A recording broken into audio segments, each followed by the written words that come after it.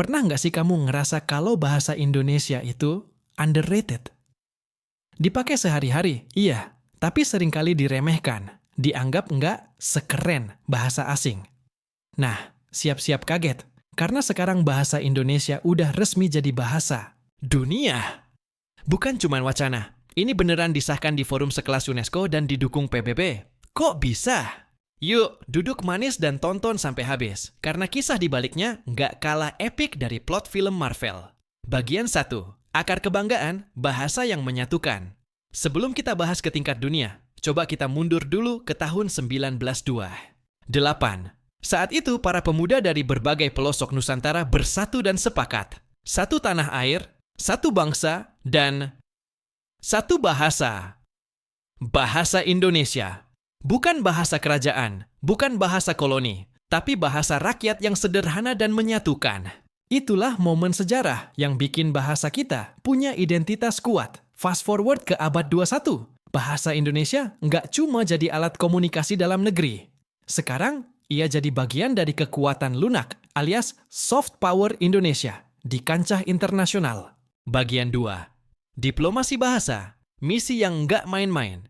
Kira-kira tahun 2022, mulai terdengar wacana dari kalangan diplomatik dan budaya.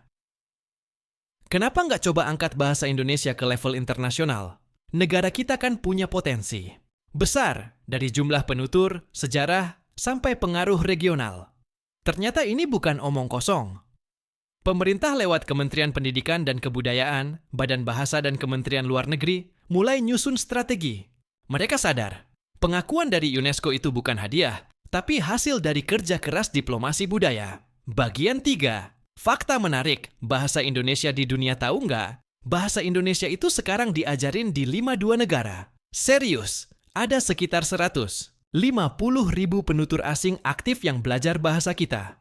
Di Australia, misalnya, bahasa Indonesia masuk kurikulum sekolah. Di Belanda, banyak universitas punya program khusus studi Indonesia. Bahkan Google Translate aja sudah mendukung bahasa Indonesia sejak awal mereka launching. Artinya, dunia udah lama tertarik sama kita. Tinggal kita yang perlu ngegas lebih kenceng. Bagian 4 proses masuk ke UNESCO, nggak sesederhana klik tombol submit.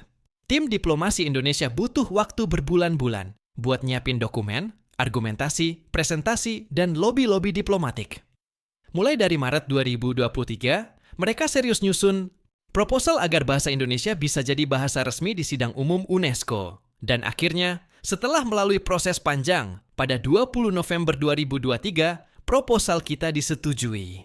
Bahasa Indonesia resmi jadi bahasa ke-10 yang diakui di forum UNESCO, berdiri sejajar dengan raksasa seperti Inggris, Prancis, Arab, Mandarin, sampai Rusia. Bagian 5. Ini bukan sekadar pengakuan oke. Mungkin kamu mikir, terus apa dampaknya buat gue? Jawabannya, banyak. Pertama, semua dokumen resmi UNESCO sekarang bisa diterjemahkan ke bahasa Indonesia. Ini ngebantu banget buat pelajar, peneliti, atau siapa aja yang pengen akses informasi global tanpa kendala bahasa. Kedua, forum-forum internasional jadi punya opsi buat menyampaikan ide atau pidato pakai bahasa Indonesia. Bayangin, pidato presiden kita di forum dunia pakai bahasa ibu, dan semua orang dengerin lewat terjemahan resmi. Dan yang ketiga, ini bikin citra Indonesia makin keren. Kita bukan cuma negara eksotik buat liburan, tapi juga punya budaya dan bahasa yang dihargai dunia. Bagian 6, diplomasi budaya dan soft power Indonesia pengakuan UNESCO ini bukan akhir. Justru ini titik awal. Pemerintah harus makin aktif promosiin bahasa kita di luar negeri.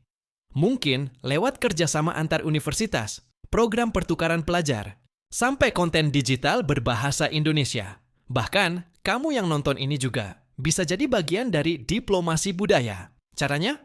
Gunakan bahasa Indonesia dengan bangga, ajarin teman asing, atau bikin konten-konten kreatif pakai bahasa kita. Bagian 7. Bahasa sebagai identitas dan masa depan. Ingat, bahasa itu bukan cuma alat komunikasi.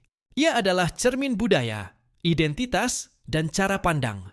Kalau bahasa Indonesia naik kelas jadi bahasa internasional, itu artinya budaya kita juga naik kelas. Dan siapa tahu, 10-20 tahun lagi, bahasa Indonesia dipakai di film-film internasional, game global, atau jadi bahasa utama di forum digital.